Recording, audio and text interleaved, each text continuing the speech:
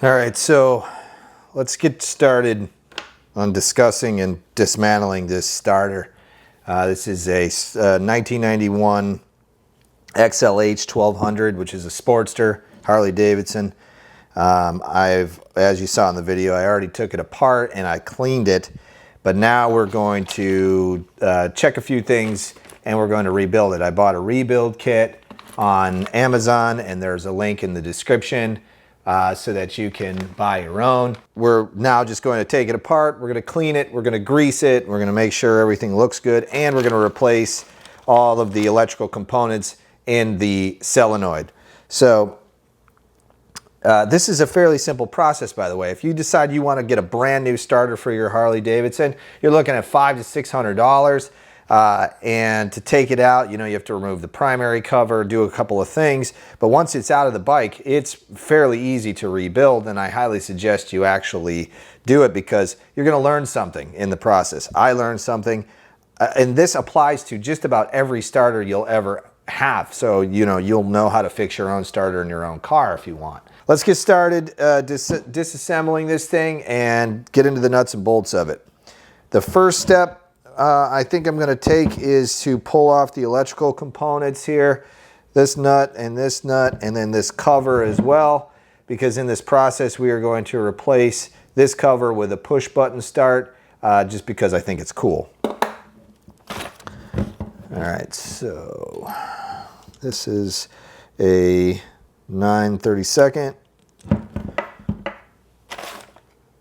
and I've got the trusty Ryobi drill here.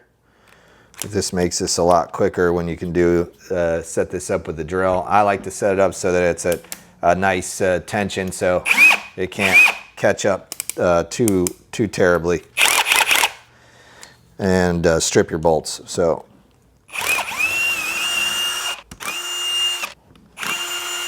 okay, we got those 3 screws out, so that cover comes off. Once you take that off, you can get to the plunger or whatever this thing is called. Let's look it up here. What do they call this thing? They do call it a plunger, no kidding. Also, this spring right here, this is not supposed to be in 2 pieces. There's another piece of it in there somewhere that we have to dig out. No big deal. It's a spring, so I'm not really too keen on replacing the spring just because it'll still sandwich itself together and be fine in there. Now I'm going to take apart and take the electrical components out of both the positive where the plunger seats and connects. Those are really corroded. They don't look great. So I'm going to just go ahead and take that out. This is a 14 millimeter driver here. I'm going to set all my old parts to the left for the most part, and then I'll pull my new parts from the right. You'll see too that when I take this apart, that there is these plastic components here and a little tiny rubber O-ring on this copper bolt. And then on the inside, you'll see this piece of plastic here. And what that is these are isolators. They're isolating the positive components from the ground, which is the case of the starter itself. So those are really important. Don't skip over those. You'll short out your starter in very quick form and fashion. Probably blow some crap up in the process. So you have to be, once you get in there, get this all apart, you have to be a little careful about this side because you've got a little tiny wire there that's actually connected to this copper stud. So again, you're going to take off your insulator there, and there's a little rubber O-ring. You want to push this out as much as possible. And I actually like to use a screwdriver to get in between so I can pull that stud out without wiggling that wire. That wire looks like really precariously set in there, so I don't want to jack with it too much. Take your time with everything you're doing on this. There's no rush. Don't feel rushed. Just take your time and Get that out of there. I'm close. I'm very close. I'm gonna pull this O-ring off. There's rubber seal here. And I'll probably reuse that. Okay, got that off. I can slide this insulator off, and the stud will come right out with the other piece of copper, the copper connector there. And so you can see what I'm talking about with this thing here. It's like a wire that's, it would break off if you played with it too much. So don't play with it too much. All right, so now we got that out. I'm gonna actually pull, this is damage to it. This is another insulator. I don't exactly know what this plate is called, but it's damaged. In the rebuild kit though, they give you a whole new piece of insulation to put in there. We won't mess with that right now. All right, so now that we've got that out and apart, that's all the electrical components. For now, let's go ahead and pull these two big long bolts out. These are holding the solenoid, or no, this is the solenoid. These are holding the armature in place. And again, grab my trusty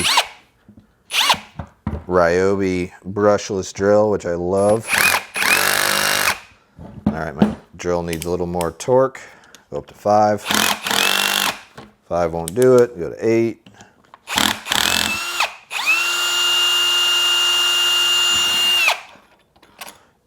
Eight popped it off.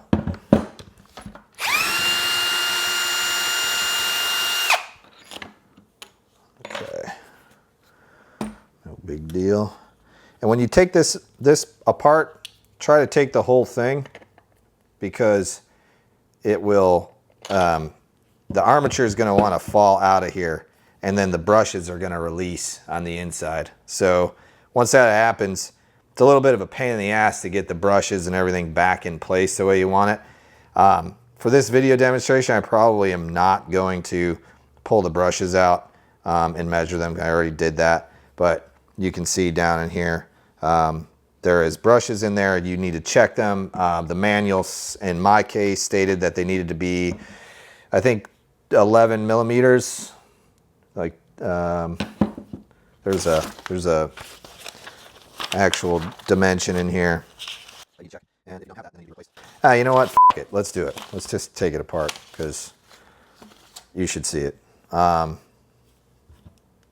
like to pull the screws off of the brush cover. I don't think that's what they call that. End cover, according to the manual. Pull this apart. Slide these off. And when you reassemble this, you should definitely use Loctite to put it all back together. There's a lot of vibrations happening here. So, and these end cover screws, they have O-rings on them as well, because this thing needs to be watertight. And when you're riding down the road and you get wet, this whole thing should be watertight. Okay. End cover, no big deal. You'll see here, this is the brush plate. There's a couple of things we need to look at when we do that. And this is the armature and the bearing for the armature. This whole thing, as soon as you slide this out, it's going to pop those brushes, because they're spring loaded. They're going to pop together. So just be aware of that when you do it. And here's the armature. We are going to check the armature for continuity. There's a couple places. There's a place where you want continuity, and there's a place where you don't want continuity, and it's pretty easy to check. If you've never used a multimeter, continuity is easy to locate and check inside. I am not going to pull the brushes out. I know the brushes are okay on this. Okay, so in this case, we know that they're the right dimension. I think it was 10.5 millimeters. I can't remember which, but you want to check that to make sure that your brushes are okay, and if they're not, you can replace them. That would be the good time to do it. Otherwise, the inside of this looks pretty good. Like I said earlier, this starter actually was working when I pulled it out of the bike. There wasn't anything wrong with it. It is 28 years old, so I do want to make sure that it's all working. All right, so we have one more thing we want to pull out. We want to pull out this drive cover. I think that's what this is called, 14 solenoid housing. There's one.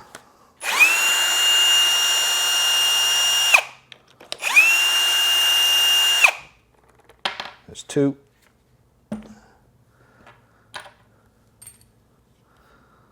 And this whole thing pops apart.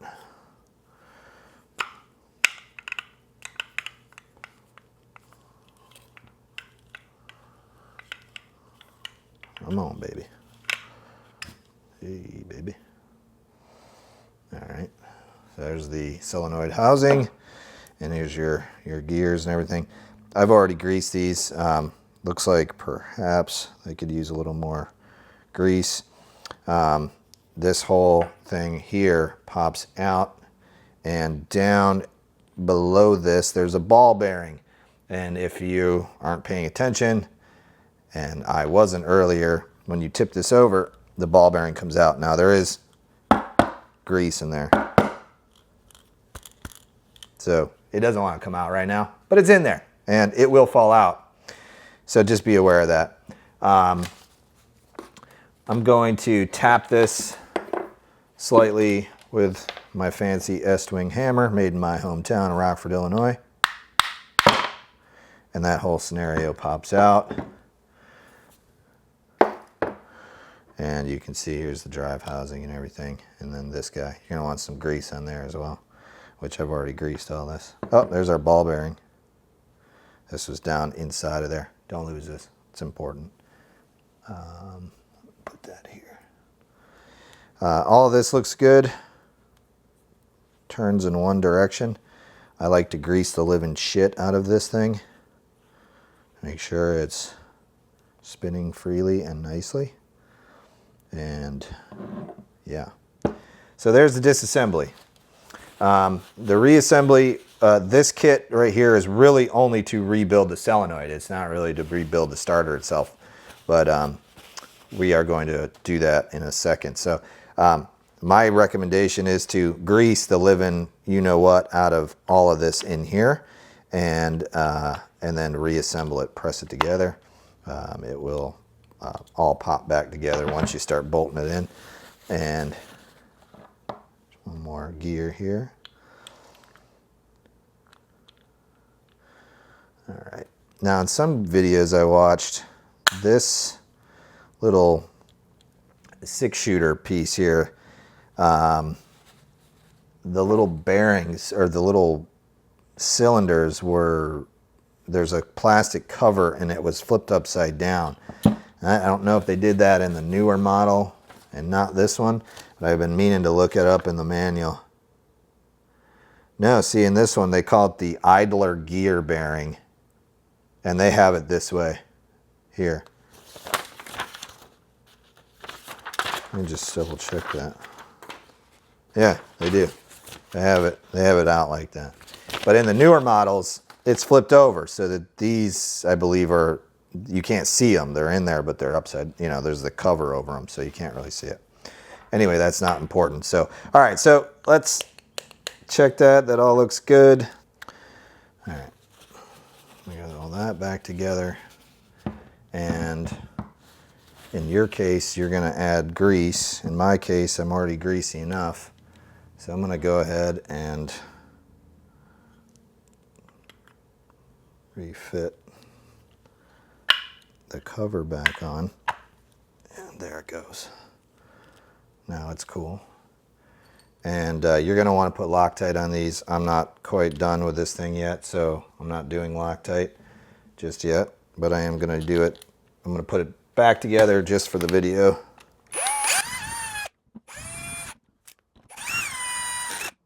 Okay. So we've got that back together. Now we're gonna just check the armature quick for continuity.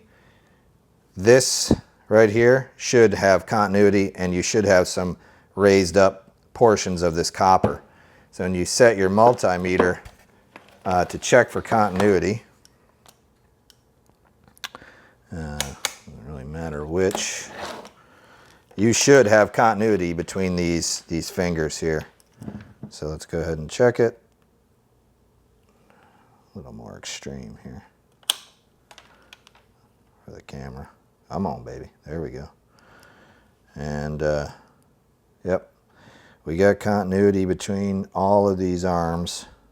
I won't check them all because I checked them all already. The one thing you do want to check for non-continuity, you don't want continuity between these pieces here. These are the communicator bars here. And this is the, what is it called? Brush. Oh my God, there's so much here. Communicator bar and the armature core. So this is the armature core, this is the communicator bar. We got it now. So there shouldn't be any continuity between these two things, and you can follow the wire down just to see, but there is zero continuity. I don't know if you can see this on my multimeter. And this is an ancient multimeter, by the way. I think it was my dad's or possibly my grandfather's. Oh wait, we actually do have slight continuity there. We weren't supposed to. Just ever so slightly, not a lot. It says the communicator bar and the armature bar, there should be no continuity. If there is continuity, the armature is grounded. Oh wait, maybe it's me that's grounding it. Oh, that could have been it. Yeah, okay. All right, now I'm not picking any up. I'm an idiot. It was me. Just picking up my own continuity. Okay. All right, that's good. So we know our armature is good, and we want to, there's also one other thing that you should check for non-continuity on these, and that is these plates, all right? So you should not have continuity between the isolator plates. So let's just double check for that real quick. So this is this should have continuity. This should not. Oh wait, no, that's a brush to brush. It's the plate. Yeah, so the two plates, they should be isolated. There's continuity, there isn't. So those, between those two, there should not be continuity. And that's pretty important. So in our case, all of our continuity is where it should be and where it should not be. All right, so good news. Now the next step, the fun step, is to put the armature back in and the brushes back around. You can do this by hand or with a screwdriver. If you do it with a screwdriver, you're probably gonna scratch some shit up a little bit, and you know, hopefully you can just do it by hand. These are spring loaded, so they start to slide. And when you get it up and around the bearing, you're not done. You actually have to get it up on the, what are these called? Communicator bars and armature core. We now know the correct nomenclature. All right. I have a spudger, so I can use that. This is a black stick. It's a non-marring tool. That's very helpful. You don't want to scratch the living shit out of your brushes with metal. Work your way down. Get this thing seated. Almost there. And maybe there's a tool out there that does this and I don't know about it. But I don't own that tool, and you probably don't either. All right, so you've got that now seated down in there properly. The spudger, black stick, super helpful tool. I own a computer repair shop, so these are like gold in the shop. I'll create links to all the tools I'm using down in the description so you can buy whatever you need. All right, so we need to put this cover back on, and there's only one way it can go on. It kind of all seats down in there. The screw holes, for whatever reason, will never line up. And you want to hold this thing while you're doing this, like this, because otherwise this thing right here is going to drop out and onto the floor, all right? And that sucks, or onto your workbench. And then you're reseating your brushes all over again, and that sucks too. So hold it.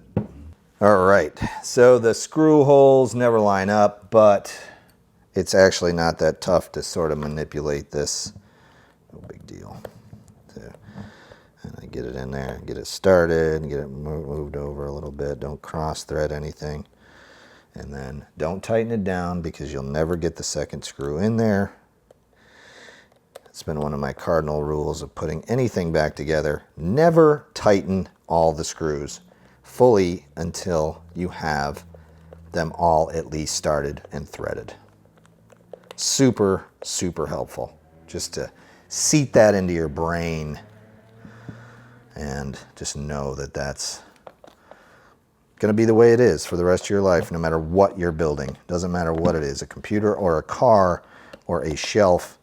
Never tighten those screws all the way down. Okay, so armature's back together. We're ready to go back to the housing here. You know what? I'm not going to do this first. I'm going to rebuild the solenoid while it's light and we don't have this guy in the way. All right, so let's dump out our parts here and take a look at what we have. The first thing, obviously, is this insulator because, again, we need to insulate positive and negative. And we now need to build this. Okay, so this, we really want to make sure that we're insulating everything, so that's really key here. This guy goes on the outside. Okay, so this and this. Oh, I need the arm. All right, so let's do it this way. Okay. Yes. Oh, yes. Now it's coming back to me. All right, so we're all seated in there.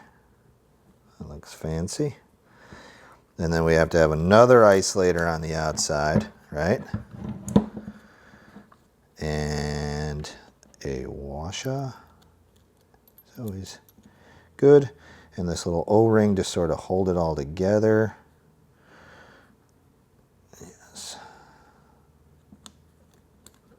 That goes down. That's our little waterproofing.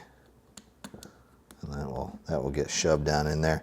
They gave us new bolts, or new nuts, but I'm not going to use them. I'm going to use the old school Harley OEM nuts because they're just cool. They're like straight up cool. They're like brass, or I don't know what they are, but they're cool. All right. Just going to finger tighten those a little bit here and kind of get it together. That side's done. The other side is a lot easier. This is the little curved side thing. And this one doesn't actually have any wires hooked up to it. This is just so when the plunger plunges that they touch and complete the circuit. All right, slide this guy over here. Oh, wait a minute.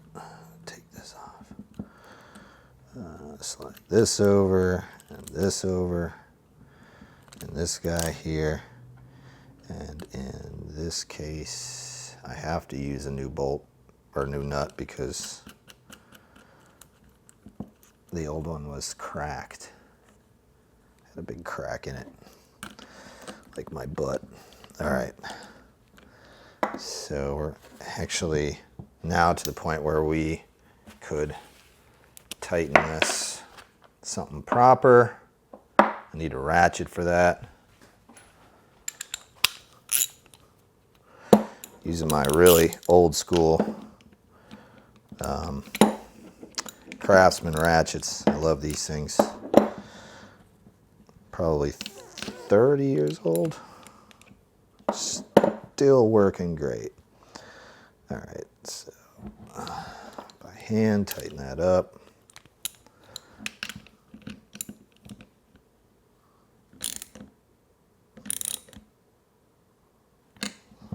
Okay. All right, so those posts are in, And when it goes back into the bike, yeah,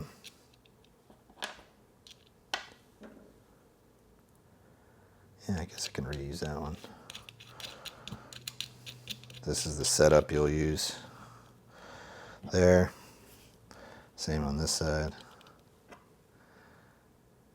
Yeah, that one's far gone. So put that there. And you can see all new electrical insides and plunger. Here it is. Here's the new plunger. Ah, wait a minute. Is our ball bearing still in there? Oh no, it's not. All right, so my two-piece spring, I'll stick my ball bearing on the end of it. Oh geez, just stuff it in there. Oh shit. Shit. It won't come out. It won't go in all the way. Of course, I gotta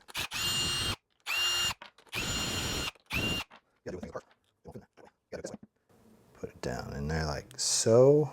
Put my one piece of spring in like that. That's not supposed to be two pieces of spring, by the way.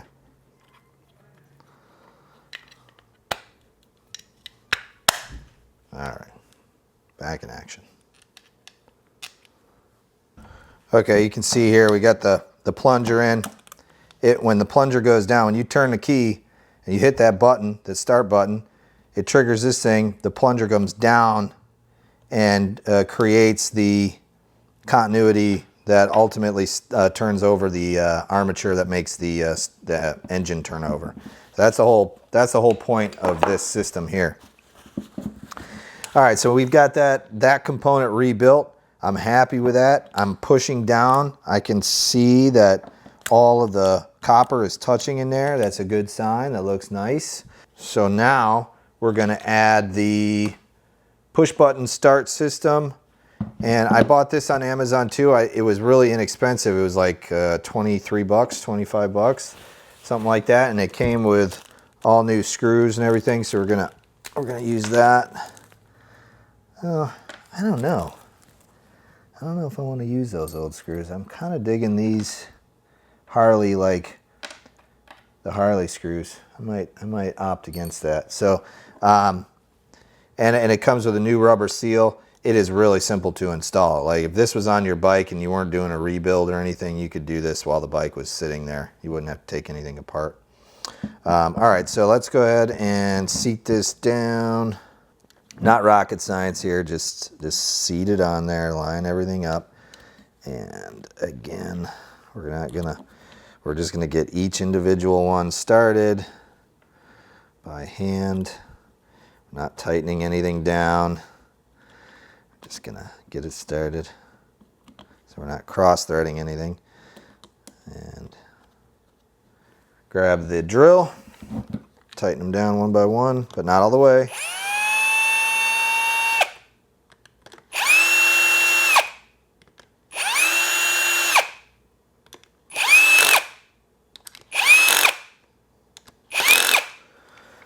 Okay, cool. And now I'm gonna push that button. We're gonna trigger the start mechanism, which is super cool. All right, so now we get to put our armature back on. You'll want to keep your hand kind of on this thing because if it slides out, you're rebuilding it again. So don't do that. I did that a couple times. All right, so let's get it down in there. There we go. All right, so that's seated, and these two big boys here are the screws used to hold it together. Thread them in. Grab your drill.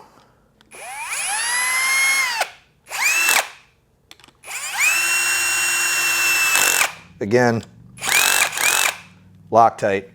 I'm not doing it because I've got a couple other things I want to do to this before I complete it, but Loctite that thing. This needs to come back off, just so I can put this guy on there. Slide that down. Lock washer and nut all the way down, and